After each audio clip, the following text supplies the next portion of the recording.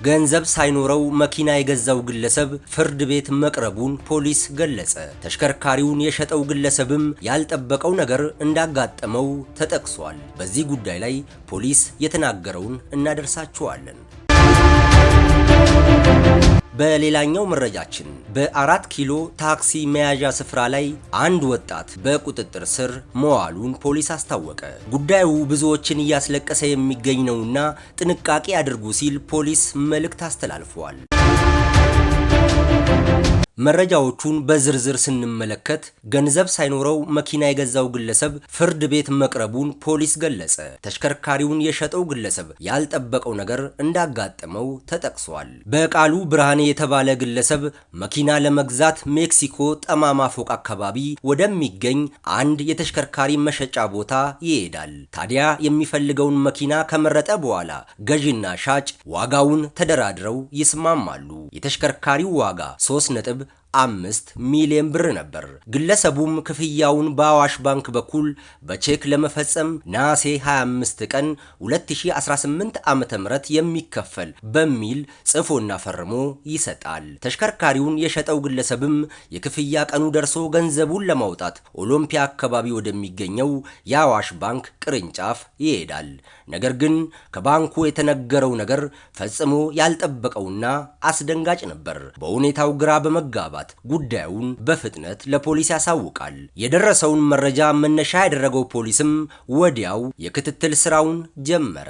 የግል ተበዳይ ሄኖክ እንግዳ የተባሉት ለተከሳሽ በቃሉ ብርሃኔ ለተባሉት የ3.5 ሚሊዮን ብር የሚያወጣ መኪና ይሸጡላቸዋል። ለዚህም ተከሳሹ ለገዙት መኪና ክፍያ በማለት በአዋሽ ባንክ በወጣ የቼክ ሂሳብ 3.5 ሚሊዮን ብር የሚመነዘር በማለት ደረቅ ቼክ ይሰጧቸዋል። ይህም ደረቅ ቼክ የግል ተበዳይ ወደ አዋሽ ባንክ ሄደው ቼኩን ለክፍያ በሚያቀርቡበት ወቅት ሂሳቡ በቂ ስንቅ የለውም ተብለው በባንክ የመመለሻ ደብዳቤ ተረጋግጦላቸዋል። ስለሆነም ግለሰቡን ያው ባደረግነው ክትትል በፍርድ ቤት የመያዣ ትዕዛዝ አማካኝነት ይዘን ምርመራ አጣራን። ምርመራ ካጣራን በኋላ ምርመራ ስራችንን ካጠናቀቅን በኋላ ለክፍሉ አቃቢ ሕግ ለፌዴራል ጠቅላይ አቃቢ ሕግ የምርመራ መዝገባችንን ላክን። የተከሳሽ በቃሉ ብርሃኔን ጉዳይ የተመለከተው የፌዴራል ከፍተኛ ፍርድ ቤትም ግለሰቡ ጥፋተኛ መሆኑን አረጋግጦ በ3 ዓመት ከ7 ወር እስራት እንዲቀጣ ወስኖበታል።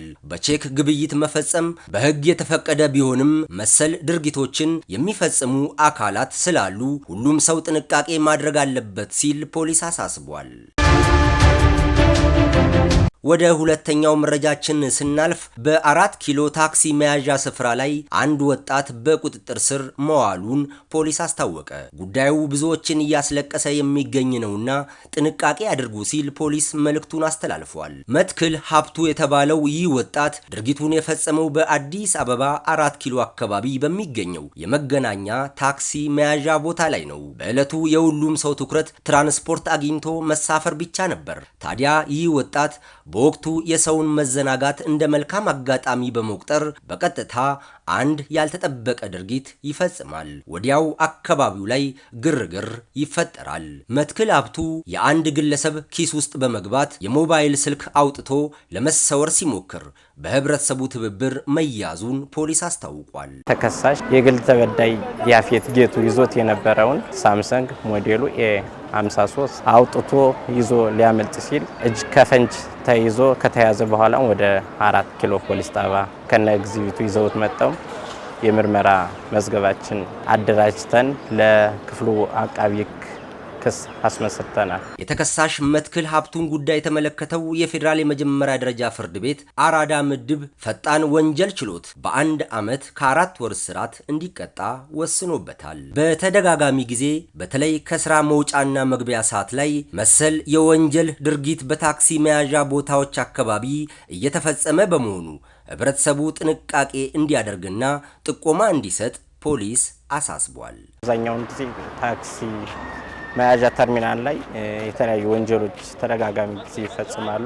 ታክሲ ሲይዙ ባስም ሆነ ታክሲ ስልካቸውና የሚይዙትን ንብረቶች ተጠንቅቀው መያዝ አለባቸው። እንዲሁም እንደዚህ አይነት ወንጀሎችም ተፈጽመው ሲገኙ በአካባቢው ላሉ ፖሊሶች ጥቆማ ሰጠው እንዲያዙ ማድረግ በዚህ አይነት ነገር ራሳቸውን ቢከላከሉ ነው ማስተላለፈው።